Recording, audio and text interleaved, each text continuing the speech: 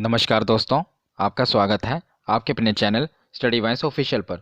दोस्तों, आज का हमारा टॉपिक है मॉडर्न हिस्ट्री का मोस्ट इम्पोर्टेंट टॉपिक, कांग्रेस अधिवेशन। ये टॉपिक इतना इम्पोर्टेंट है, इस बात का अंदाज़ा आप इसी बात से लगा सकते हैं कि इस समय एसएससी के एग्ज़ाम चल रहे हैं और लगभग हर शिफ्ट में कांग्रेस अधिवेशन से क्वेश्चन पूछा ही जा रहा है।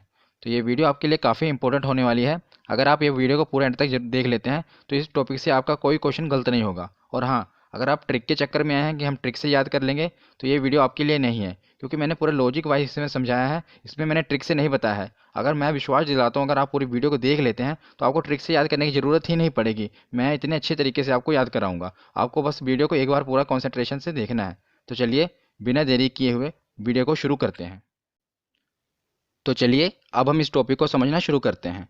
तो हम देखते हैं कि आखिर भारतीय राष्ट्रीय कांग्रेस की स्थापना कब हुई, किसने की, जो कि हमारे एग्जाम के लिए महत्वपूर्ण है। तो मैं इसको आपको कहानी की तरह समझाऊंगा, जैसे कि पिछली वीडियो में मैं भी कहानी की तरह ही आपको समझाता रहा हूँ और आपका बहुत ही अच्छा रिस्पॉन्स रहा उन वीडियो पर भी। तो मैं इसे भी आपको कहानी की तरह समझाऊंगा, क्योंकि इससे क्या होगा कि आप इसे लिंक करेंगे और जल्दी याद कर लेंगे। आपको इसे रटने की ज़रूरत नहीं पड़ेगी और आप पूरी कॉन्सेंट्रेशन के साथ इस कहानी को सुनिए और इसके साथ लिंक करिए अपने आप को, तो आपको अच्छे तरह से समझ आएगा।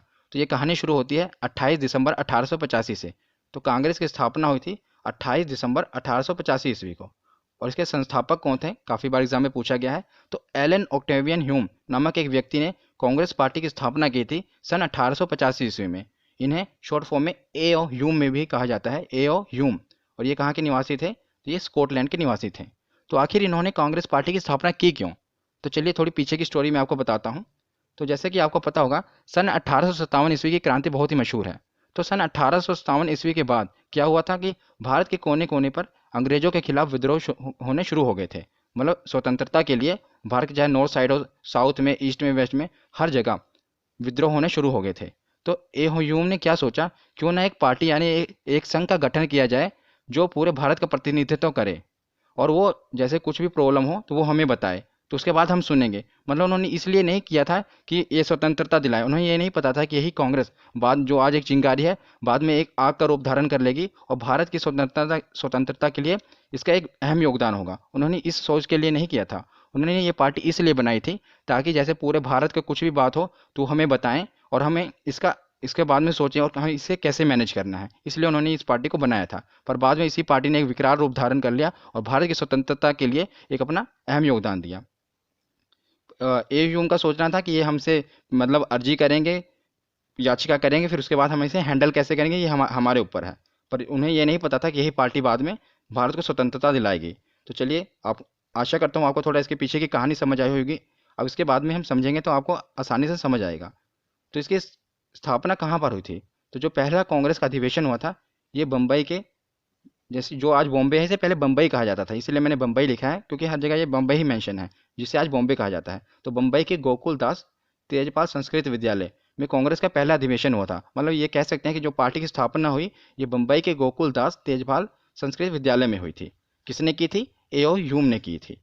कब की थी? सन 1885 ईस्वी में की थी। तो उस समय के वायसराय कौन थे? तो उस समय के वायसराय थे लॉर्ड डफरिन। और दादा भाई नौरोजी ने इसका नामकरण भारतीय राष्ट्रीय कांग्रेस किया।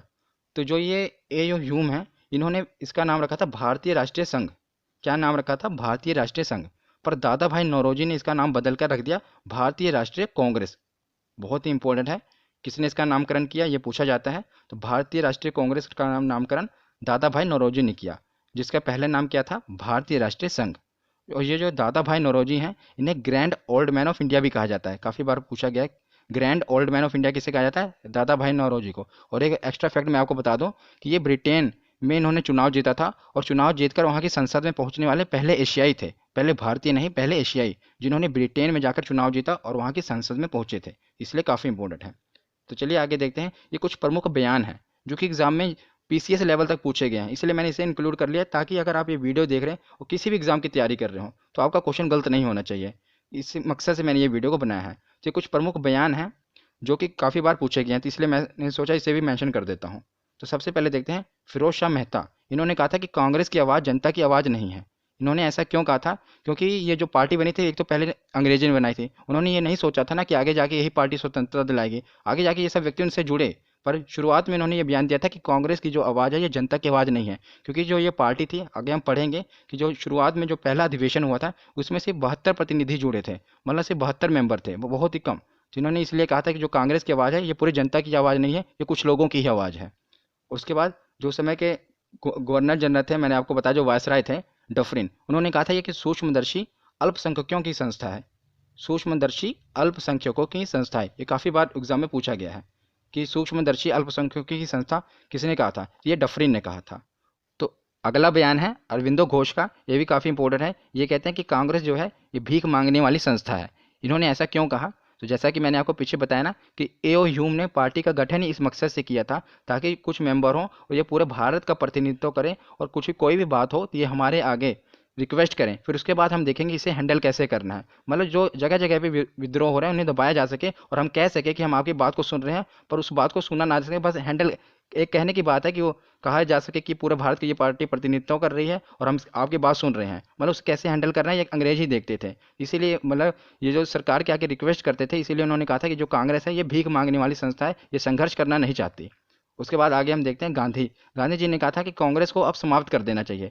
ये जो बयान दिया था ये गांधी जी ने ये दिया था सन 1947 ईस्वी के बाद, मतलब जो आज़ाद हो गई थी, भारत आज़ाद हो गया था, उसके बाद उन्होंने ये बयान दिया था कि कांग्रेस को अब समाप्त कर देना चाहिए, क्योंकि जिस मकसद के लिए कांग्रेस बनी थी उसका मकसद पूरा हो गया है, इसलिए अब कांग्रेस को समाप्त कर देना चाहिए। पर कांग्रेस इतनी फेमस हो चुकी थी उस समय भारत में, इसलिए उन्होंने बाकी लोगों ने जो बाकी मेंबर थे उन्होंने इसको समाप्त नहीं किया। पर गांधी जी का कहना था कि कांग्रेस को समाप्त कर देना चाहिए। ये कुछ प्रमुख बयान थे जो कि एग्जाम में पूछे जाते हैं, इसलिए मैंने इसे कवर किया, आप इन्हें याद रखना। तो चलिए अब हमें अपना टॉपिक शुरू करते हैं कि जो महत्वपूर्ण कांग्रेस अधिवेशन है। वैसे तो देखा जाए तो जो कांग्रेस के अधिवेशन है ये 50 से ज़्यादा हैं, पर मैंने इसमें लगभग 17-18 कवर किए हैं। इससे बाहर आपको नहीं पूछा जाएगा, क्योंकि यही बार बार रिपीट हो रहे हैं, इसीलिए मैंने पहले देखा कि कौन से रिपीट हो रहे हैं बार बार, उन्हीं को कवर किया है। इससे बाहर आपका कोई नहीं पूछा जाएगा। वैसे तो 50 से भी ज़्यादा है, पर उतना हमें याद करने की कोई ज़रूरत है नहीं है, ना हम उतना याद कर पाएंगे। तो जितना हम याद कर सकते हैं और जो कि हमारे एग्जाम के लिए इंपॉर्टेंट है, मैंने सब कुछ इसमें कवर किया है, और इसे करना कैसे है याद वो भी मैं आपको बताऊंगा।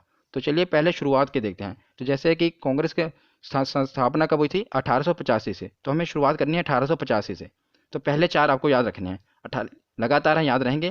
पहला 1885, दूसरा 1886, तीसरा 1887 और चौथा 1888। ये पहले चार अधिवेशन हैं। और ये अधिवेशन कहाँ कहाँ पर हुए, ये गौर करने की बात है कि यहाँ यहाँ पर बहुत सोच समझ के ये अधिवेशन यहाँ पर किए गए थे।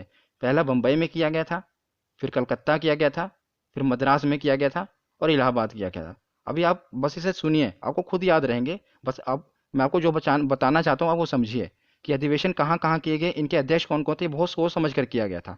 तो जैसा कि आप देख रहे हैं कि पहला अधिवेशन बम्बई में किया गया, उस समय अध्यक्ष कौन थे? रमेश चंद्र बनर्जी थे। और दूसरा जो है अधिवेशन कलकत्ता में किया गया, उस समय अध्यक्ष कौन थे? दादा भाई नौरोजी थे। तीसरा अधिवेशन मद्रास में किया गया, उस समय अध्यक्ष कौन थे? बदरुद्दीन तैयब थे। चौथा अधिवेशन इलाहाबाद में किया गया, और उस समय अध्यक्ष कौन थे? George Yule.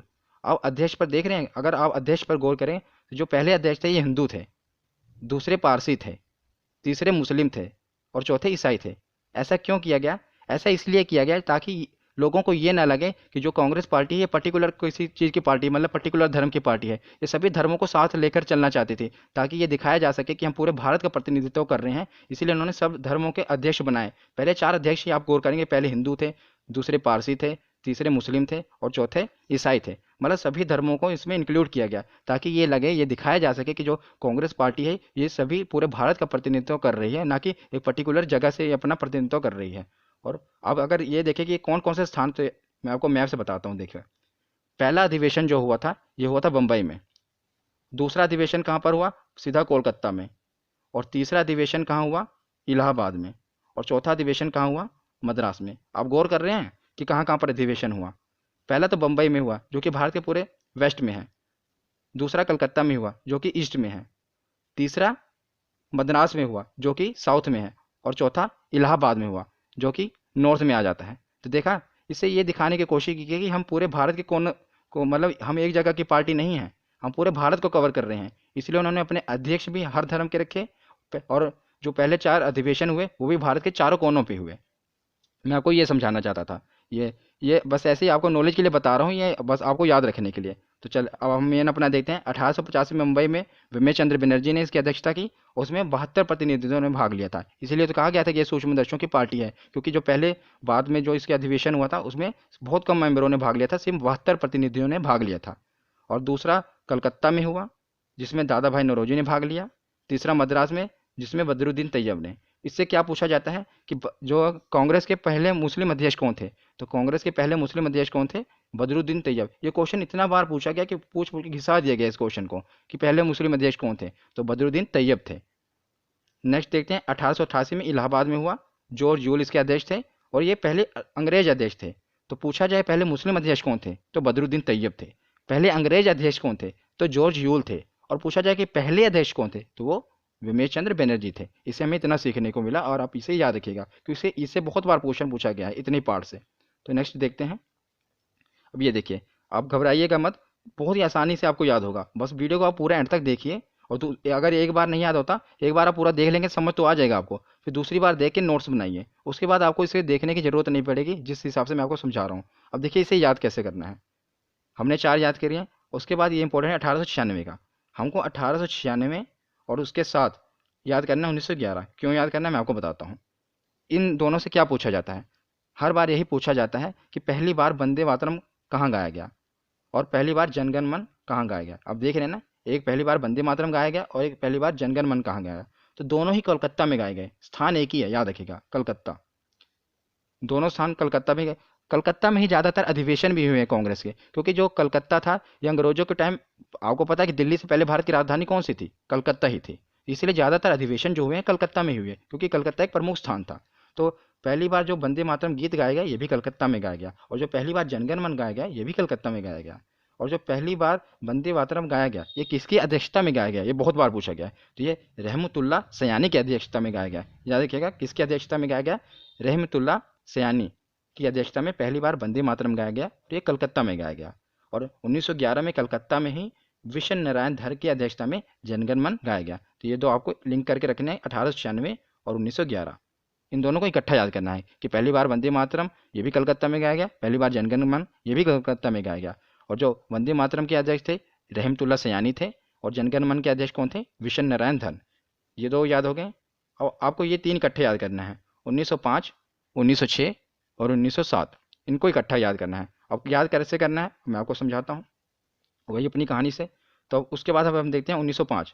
अगर आप गौर करेंगे तो मैंने आपको पिछली वीडियो में बताया भी हुआ है, अगर आपने वीडियो को देखा होगा। मैं आपको बता दूं कि इससे पहले मैंने आधुनिक भारत, मध्यकालीन भारत और प्राचीन भारत को बहुत अच्छे से कवर किया है। अगर आपने नहीं देखा तो आप अपने चैनल स्टडी वाइंस ऑफिशियल में जाके हिस्ट्री की प्लेलिस्ट में जाकर उन्हें देख सकते हैं। आपका बहुत ही अच्छा रिस्पॉन्स रहा है। मैंने बहुत ही अच्छे तरीके से और छोटी सी वीडियो में आपको बहुत कुछ कवर कराया है। तो उसमें मैंने ये बताया हुआ था कि जो सन 1905 ईस्वी में क्या हुआ था कि अंग्रेजों ने बंगाल का विभाजन कर दिया था, मतलब बंगाल को 2 टुकड़ों में बांट दिया था। आज आप जो देख रहे हैं ये जो बांग्लादेश बन गया, उस समय भी ऐसे पूर्वी बंगाल और पश्चिमी बंगाल को बांट दिया गया था। बाद में एकजुट हो गए थे और बाद में पाकिस्तान बन गया था, लेकिन 1905 ईस्वी में भी इसका विभाजन कर दिया गया था। इसके विभाजन करने के बाद वाराणसी में एक बैठक हुई थी। कहाँ पर? वाराणसी में। जिसकी अध्यक्षता किसने की थी? गोपाल कृष्ण गोखले। तो गोपाल कृष्ण गोखले कौन है? ये गांधी जी के गुरु भी माने जाते हैं। गोपाल कृष्ण गोखले ये गांधी जी के राजनीतिक गुरु हैं। कौन? गोपाल कृष्ण गोखले। इनकी अध्यक्षता में बंग भंग आंदोलन का समर्थन किया गया, मतलब उसके विरोध में बंग भंग से क्या बनता है? बंग भंग मतलब बंग को भंग किया गया, मतलब बंगाल को विभाजित किया गया, उसके विरोध में आंदोलन किया गया, उसका समर्थन किया गया था। क्योंकि 1905 में ही, आप याद रख सकते हैं ना इसे, कि 1905 में ही बंगाल का विभाजन हुआ था। तो उसी समय बंग भंग आंदोलन का समर्थन किया गया था 1905 में ही। पूछा क्या जाता है कि बंग भंग आंदोलन का समर्थन कब हुआ था? तो सन 1905 ईस्वी में। और इसके अध्यक्ष कौन थे? याद रखिएगा, अध्यक्ष ही पूछा जाता है। तो गोपाल कृष्ण गोखले जो गांधी जी के राजनीतिक गुरु हैं, ये उनके अध्यक्ष थे। तो 1905 के बाद मैंने बताया था आपको ये तीनों इकट्ठे याद रखने हैं, 1905, 1906 और 1907। तो अब देखते हैं 1906। तो 1906 भी कहाँ पर हुआ? कलकत्ता में ही हुआ। ज़्यादातर मैंने आपको बताया ना अधिवेशन कहाँ पर हुए थे? कलकत्ता में ही हुए थे। तो ये भी दादा भाई नौरोजी की ही अध्यक्षता में किया गया था। और इसमें क्या है कि स्वराज शब्द का प्रयोग सबसे पहले किया गया। किसकी अध्यक्षता में? दादा भाई नौरोजी की अध्यक्षता में स्वराज शब्द का सबसे पहले उपयोग किया गया था। ये भी याद रखिएगा। तो 1905 हो गया, 1906, उसके अगले साल अब आते हैं 1907। 7 का जो हुआ ये कौन से स्थान पे? देखो आप 7 से लिंक कर सकते हैं। 7 सूरत, मतलब राइमिंग बैठ रही है ना, 7 सूरत। तो 1907 में सूरत में ही हुआ था कांग्रेस का अधिवेशन। ये किसने किया था? रास बिहारी घोष ने। किसने? रास बिहारी घोष में। तो इस समय क्या हुआ कि कांग्रेस का विभाजन हो गया और नरम दल और गरम दल में बट गया। क्योंकि क्या हुआ कि कुछ नेता थे, उनको वो कहते थे कि हम अंग्रेज सरकार के आगे गिड़गिड़ा नहीं सकते। जैसे कि इस पार्टी का क्या था कि कोई भी बात होती उसे रिक्वेस्ट की जाती थी, तो उनका नेताओं का वो कुछ मतलब गर्म स्वभाव के थे, इसीलिए नाम गरम दल रखा कि हम संघर्ष करेंगे, हिंसा भी अपनाएंगे, लेकिन सरकार के आगे गिड़गिड़ाएंगे नहीं। इसलिए इसका विभाजन हो गया, कांग्रेस का विभाजन नरम दल में और कुछ गरम दल में, इनका विभाजन हो गया। ये मैंने जो इससे पहले हिस्ट्री की वीडियो बनाई है उसमें बहुत अच्छी तरीके से बताया हुआ कि नरम दल के कौन से नेता थे, गरम दल के कौन से नेता थे। अगर आपने वो वीडियो नहीं देखी तो आप जरूर जाके देख लेना। तो ये क्या हुआ, 1907 में कांग्रेस का विभाजन हो गया। ये पूछा जाता है कि किस अधिवेशन में कांग्रेस का विभाजन हुआ, तो सूरत के अधिवेशन में, जिसके अध्यक्ष थे रास बिहारी घोष, उसमें कांग्रेस का विभाजन हो गया था। ठीक है, और आखिरी वाला तो हमने कर ही लिया। तो इसको याद कैसे करना है एक बार मैं आपको बताता हूँ। 1896 और 1911 को याद करना है, जनगणमन और वंदे मातरम, और 1905, 1906 और 1907 को इकट्ठा याद करना है। तो उसके बाद अब कुछ ही बचे हैं, इन्हें भी देख लेते हैं। तो अब हम देखते हैं 1916, ये कहाँ पर हुआ? लखनऊ में। और अंबिका चरण मजूमदार, वेरी वेरी इंपॉर्टेंट, ये भी पूछा भी गया था इसलिए इसको इंक्लूड किया है। 1916 में लखनऊ में अंबिका चरण मजूमदार अध्यक्ष थे। ये क्यों पूछा जाता है ये भी मैं आपको बताता हूँ। क्योंकि इस समय जितने भी विभाजन हुए थे ना, जैसे मैंने आपको बताया था अभी पीछे हमने पढ़ा ना कि 1907 में क्या हुआ था, कांग्रेस का विभाजन हो गया था। और 1916 मतलब 9 सालों बाद क्या हुआ, जितने भी विभाजन हुए थे, जैसे 1906 में क्या हुआ था, मुस्लिम लीग बट गई थी। मतलब मैंने आपको बताया नहीं इसमें, मैंने पिछली वीडियो में बताया हुआ था कि जो मुस्लिम लीग की स्थापना हुई थी 1906 ईस्वी में हुई थी। ठीक है ना, अब बता देता हूँ। तो और जो नरम दल गरम दल हैं, इनकी विभाजन हुआ था 7 में। तो क्या हुआ कि 1916 में ये जितने भी दल थे सब एकजुट हो गए। अब यहाँ पर आप देखेंगे ना, यही पूछा जाता है कि सब दल जो थे इनका समझौता कब हुआ। जैसे मुस्लिम लीग, कांग्रेस, नरम दल और गरम दल, सबके मध्य में समझौता हो गया, मतलब सब आपस में एकजुट हो गए। कब? 1916 में। इस इसमें क्वेश्चन क्या बना था अभी कि ये किसकी अध्यक्षता में एकजुट हुए थे, तो अंबिका चरण मजूमदार की अध्यक्षता में ये एकजुट हुए थे। अब मैं अगर आपको बता दूं, ये इतना इंपॉर्टेंट है इसलिए मैं आपको इसको याद करने की ट्रिक भी बता सकता हूँ इसमें। जैसे आप देखेंगे अध्यक्ष कौन थे, अंबिका चरण मजूमदार। इसको आप थोड़ा रिलेट करेंगे, जैसे अंबिका चरण मतलब माँ अम्बे के चरण में गिर के, आप इसको ऐसे याद कर सकते हैं कि माँ अम्बे के चरण में गिर के जितनी भी पार्टियां थी ये एकजुट हो गई। माँ अम्बे के चरण में गिर के जो पार्टियां थी वो एकजुट हो गई। उन्होंने माँ अम्बे के चरण में गिर के ये कसम खाई कि अब हम एकजुट हो जाएंगे, मतलब एकता में रहेंगे। ठीक है ना, ये इंपॉर्टेंट है इसलिए मैंने आपको थोड़ा ट्रिक से बता दिया क्योंकि ये अभी पूछा भी गया था। तो उसके बाद अगले साल 1917, ये काफ़ी इंपॉर्टेंट क्यों है, इसका अधिवेशन भी लखनऊ कलकत्ता में हुआ, सॉरी कलकत्ता में हुआ। ज़्यादातर मैंने आपको बताया ना कलकत्ता में ही हुए हैं। और इसकी अध्यक्षता किसने की थी, तो एनी बेसेंट ने की थी। और ये क्यों इंपॉर्टेंट है, क्योंकि ये प्रथम महिला अध्यक्ष थी। अब थोड़ा हम रिपीट करते हैं। पहले मुस्लिम अध्यक्ष कौन थे, बदरुद्दीन तैयब थे। तो और उसके बाद पहले अध्यक्ष कौन थे, तो विमेश चंद्र बनर्जी थे। मैंने आपको पीछे बताया ना, देखो पहले अध्यक्ष कौन थे, विमेश चंद्र बनर्जी थे। पहले मुस्लिम अध्यक्ष कौन थे, बदरुद्दीन तैयब थे। ये जो पहले पहले है ना, ये काफ़ी बार पूछा गया, बहुत ही बार पूछा गया है। और पहले अंग्रेज अध्यक्ष कौन थे, तो जॉर्ज यूल थे। ये 3 यहाँ से हो गए। अब उसके बाद हम देख रहे हैं कि पहली महिला अध्यक्ष कौन थी, तो एनी बेसेंट थी। इसमें काफ़ी कंफ्यूजिंग है एक ये चीज़ में कि पहली महिला अध्यक्ष और पहली भारतीय महिला अध्यक्ष। ये देखें, जैसा कि आप ये देख रहे हैं 1925 में कानपुर में जो अधिवेशन हुआ था उसमें सरोजिनी नायडू अध्यक्ष थी और ये पहली भारतीय महिला अध्यक्ष थी। और जो ये अब 1917 में देख रहे हैं, ये कलकत्ता में जो अधिवेशन हुआ था, एनी बेसेंट इसके अध्यक्ष थी। ये पहली महिला अध्यक्ष थी, मतलब पहली महिला अध्यक्ष पूछा जाए, इसी में बार बार कंफ्यूजिंग क्रिएट करता है एग्जामिनर। वो ये पूछता है कि पहली महिला अध्यक्ष कौन थी, तो पहली महिला अध्यक्ष तो एनी बेसेंट थी। लेकिन अगर वहाँ पर लिखा आ जाए कि पहली भारतीय महिला अध्यक्ष कौन थी, तो पहली भारतीय महिला अध्यक्ष सरोजिनी नायडू थी। ये आपको याद रखना है। तो 1917 और 1925 को रिलेट करके चलना है कि 1917 को जो कोलकाता का अधिवेशन हुआ था, एनी बेसेंट वो पहली महिला अध्यक्ष थी। और 1925 का जो अधिवेशन था, सरोजिनी नायडू जिसकी अध्यक्ष थी, वो पहली भारतीय महिला अध्यक्ष थी। तो 1916, 1917 और 1925 ये तीनों हमने याद किए। अब ये बचे 1920 और 24, ये भी काफ़ी इंपॉर्टेंट है। मैंने इंपॉर्टेंट इसमें कवर किए हैं, इसलिए बताने की कोई ज़रूरत नहीं है कि ये भी इंपॉर्टेंट है, ये भी इंपॉर्टेंट है, क्योंकि जो जो इंपॉर्टेंट है मैंने वो सभी कवर किए हैं। तो मैंने आपको बताया था ना कि 50 से ज़्यादा है, लेकिन जो जो इंपॉर्टेंट है मैंने उन्हीं के कवर किया, क्योंकि एक किसी न किसी में एग्जाम में पूछे गए हैं। तो जो 1920 का हुआ था, ये नागपुर में हुआ था। कब, कहाँ पर हुआ था, नागपुर में। वीर राघवाचारी इसके अध्यक्ष थे। तो अगर आप थोड़ा लिंक करें, मैंने जब आपको महात्मा गांधी जी का पूरा बताया था वीडियो में, गांधी आंदोलन जितने भी आंदोलन गांधी जी ने किए थे, मैंने उसके ऊपर एक डेडिकेटेड वीडियो बनाई हुई है, आप अपने इस चैनल में जाकर जरूर देखना। तो 1920 का टाइम अगर आप याद करेंगे तो उस समय क्या हो रहा था, 1920 ईस्वी में असहयोग आंदोलन हो रहा था ना। गांधी जी ने असहयोग आंदोलन कब किया था, मैंने उस समय भी आपको बताया था। तो गांधी जी ने 1920 ईस्वी में असहयोग आंदोलन किया था। ये 1920 ईस्वी की बात है। ये नागपुर में इसका अधिवेशन हुआ और वीर राघवाचारी इसके अध्यक्ष थे, क्योंकि असहयोग आंदोलन अंग्रेजों के खिलाफ हो रहा था, तो कोई वीर व्यक्ति ही चाहिए ना जो इसके खिलाफ अध्यक्षता रखे। तो वीर राघवाचारी थे वो, उन्होंने इसके वो अध्यक्ष बने थे। तो इस समय क्या हुआ था, असहयोग प्रस्ताव पारित हुआ था। तो उसी के बाद गांधी जी ने असहयोग आंदोलन किया था। वो पारित कहाँ हुआ था, इसी अधिवेशन में हुआ था। और इसमें दो चीज़ें हुई थी, और कांग्रेस के जो संविधान में परिवर्तन हुआ था। अलग अगर कोई गठन, कोई भी संगठन बन रहा है तो ऐसे कैसे चलता है, कोई ना कोई संविधान, कोई रूल रेगुलेशन चाहिए ना। तो जो कांग्रेस का संविधान था उसमें परिवर्तन हुआ था। परिवर्तन क्या हुआ था, मैं आपको नॉलेज के लिए बता देता हूँ। इसमें यह परिवर्तन हुआ था कि इसमें यह हुआ था कि अगर कोई भी 21 वर्ष की आयु वाला व्यक्ति अब कांग्रेस का अध्यक्ष बन सकता है, और उसको बनने के लिए उसे क्या होना करना पड़ेगा, 25 पैसे का चंदा देना पड़ेगा। तो दो कंडीशन थी, एक तो उसे 25 पैसे का चंदा देना पड़ेगा, एक तरह आप एंट्री फीस समझ लीजिए। 25 पैसा चंदा देकर, और उसकी आयु 21 वर्ष की होनी चाहिए। तो अगर वो 21 वर्ष का है और 25 पैसा चंदा देता है तो कांग्रेस पार्टी का मेंबर बन सकता है, ठीक है ना। तो कांग्रेस पार्टी के संविधान में परिवर्तन हुआ था और असहयोग प्रस्ताव पारित हुआ था। इसे तो याद रखना मुश्किल नहीं है, मैंने आपको बताया ना 1920 ईस्वी में हुआ, क्योंकि 1920 ईस्वी में ही असहयोग आंदोलन हुआ, काफ़ी फेमस था, तो आपको याद होना चाहिए। और वीर, मैंने कहा ना, कोई असहयोग आंदोलन अंग्रेजों के खिलाफ हुआ था, कोई वीर व्यक्ति ही चाहिए, तो उसकी अध्यक्षता वीर राघवाचारी ने की। बाकी मैंने आपको बताया कि संविधान में परिवर्तन भी इसी समय में हुआ था और असहयोग प्रस्ताव यहाँ पर पारित हुआ था। पारित होने के बाद आंदोलन हुआ था, ठीक है। उसके बाद आता है 1926, मोस्ट इंपोर्टेंट। ये क्वेश्चन तो इतनी बार पूछा गया, इतनी बार पूछा गया, कहने की कोई हद नहीं है कि 1924 का जो अधिवेशन है ये क्यों फेमस है, क्योंकि महात्मा गांधी ने इसकी अध्यक्षता की थी। और याद रखिएगा, पूरे जीवन काल में महात्मा गांधी ने सिर्फ एक ही बार अध्यक्षता की थी कांग्रेस की, वो ये थी बेलगांव में की थी। बेलगांव कहाँ में है, कर्नाटक में है। तो बेलगांव में महात्मा गांधी ने अध्यक्षता की थी, कितनी बार, सिर्फ एक ही बार। ये प्रश्न पूछा गया कांग्रेस के अध्यक्ष कितनी बार बने महात्मा गांधी, तो आपने कई, हम सोचते होंगे कि महात्मा गांधी मतलब कई बार बने होंगे, लेकिन नहीं, वो सिर्फ एक ही बार अध्यक्ष बने हैं, वो भी सन 1924 ईस्वी में बने हैं। उसके बाद इन्होंने कभी भी अध्यक्षता नहीं की, ना इससे पहले कभी की, सिर्फ एक ही बार की, वो बेलगांव में की। इसलिए मैंने लिखा ना, गांधी जी सिर्फ एक ही बार अध्यक्ष बने हैं, इसलिए काफ़ी इंपॉर्टेंट बन जाता है कि गांधी जी कब किस अधिवेशन में अध्यक्ष बने थे, तो बेलगांव के अधिवेशन में वो अध्यक्ष बने थे। तो याद हो गया, 1925 वाला मैंने आपको बता ही दिया था।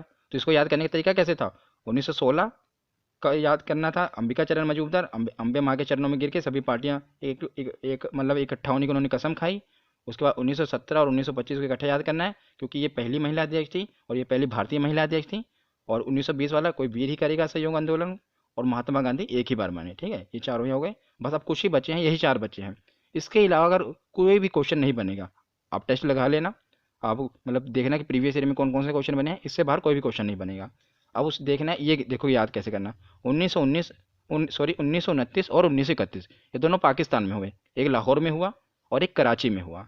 और इसकी अध्यक्षता भी किसने की, एक भारत के प्रधानमंत्री ने की, और 1931 वाले भारत के उप प्रधानमंत्री। भारत के पहले प्रधानमंत्री कौन थे, जवाहरलाल नेहरू, और भारत के पहले उप प्रधानमंत्री कौन थे, वल्लभ भाई पटेल। तो दोनों ने ही पाकिस्तान में अध्यक्षता की थी। इंटरेस्टिंग है। जो जवाहरलाल नेहरू थे इन्होंने लाहौर में की थी, लास्ट याद रखना, लाल लाहौर। और जो कराची वाला है ये वल्लभ भाई पटेल ने की थी, ठीक है ना, 2 साल बाद। तो इसमें हुआ क्या था, जो लाहौर में अधिवेशन हुआ था, इसमें पूर्ण स्वराज की पहली बार मांग हुई थी कि अब हमने पूर्ण स्वराज चाहिए, मतलब पूर्णतः स्वतंत्रता चाहिए, अब अंग्रेजों को हमें भगाना है। अब पूर्ण स्वराज की मांग कब हुई थी, जवाहरलाल नेहरू की अध्यक्षता में हुई थी। इससे आप याद रख सकते हैं कि इन्होंने मांग की थी, इसीलिए इन्हें प्रधानमंत्री बना दिया गया। मतलब ऐसा हुआ नहीं था, मैं आपको याद रखने के लिए बता रहा हूँ कि इन्होंने कहा था कि पूर्ण स्वराज की मांग की थी, इसीलिए इन्हें प्रधानमंत्री बना दिया गया।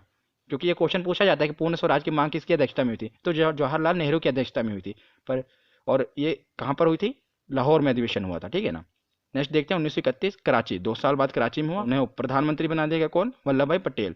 और इन्होंने क्या किया था कि मौलिक अधिकार प्रस्ताव पारित हुआ था। मतलब इस अधिवेशन में क्या हुआ था कि कुछ मौलिक अधिकार के जो प्रस्ताव थे वो पारित हुए थे वल्लभ भाई पटेल के अधिवेशन में। उसके बाद नेक्स्ट देखते हैं, दो ही बचे हैं, एक 1937 और एक 1947। 1929 और 31 को इकट्ठा याद करना है, और 1937 का तो आप याद कर ही लेंगे। 37 का क्यों इंपॉर्टेंट है, 37 का इसलिए इंपॉर्टेंट है, ये भी अध्यक्षता जवाहरलाल नेहरू ने की थी, याद रखना। पर ये पहली बार था कि गांव में अधिवेशन होता। अभी तक के जितना भी अधिवेशन हुए कांग्रेस के, वो सब ज़्यादातर शहरों में, मतलब ज़्यादा भीड़ भाड़ वाले इलाके में हुए। लेकिन जो पहला ये अधिवेशन था, ये था कि किसी गांव में हुआ था, पर्टिकुलर गांव में। और गांव कहाँ पर है, ये यूपी में, फैजपुर है, यूपी के फैजपुर गांव में हुआ था पहली बार अधिवेशन। इसलिए ये पूछा जाता है कि किसकी अध्यक्षता में हुआ था, तो जो हमारे पहले प्रधानमंत्री थे उन्हीं की अध्यक्षता में हुआ, इसलिए जनता लुभावी थी और इन्हें प्रधानमंत्री बना दिया गया। ये मैं आपको याद करने के लिए बता रहा हूँ, ऐसा हुआ नहीं था, ठीक है। जवाहरलाल नेहरू की अध्यक्षता में पहली बार गाँव में अधिवेशन हुआ। और उसके बाद लास्ट बचा 1947। स्वतंत्रता के समय, ये इसलिए पूछा जाता है कि स्वतंत्रता के समय कांग्रेस के कौन अध्यक्ष थे। तो स्वतंत्रता के समय जब भारत को स्वतंत्रता मिली सन 1947 ईस्वी को, तो इसका अधिवेशन हुआ मेरठ में, और JB कृपलानी उस समय अध्यक्ष थे। याद रखिएगा, स्वतंत्रता के समय अध्यक्ष कौन थे? JB कृपलानी। तो याद करने का तरीका मैंने आपको बताया ना, 1929, 31 और 37 और 47। बाकी आपने पीछे सब याद कर लिया होगा। तो आज की ये वीडियो यहीं पर ख़त्म होती है। आशा करता हूँ आपको नॉलेजफुल लगी होगी और आपके लिए हेल्पफुल होगी। धन्यवाद।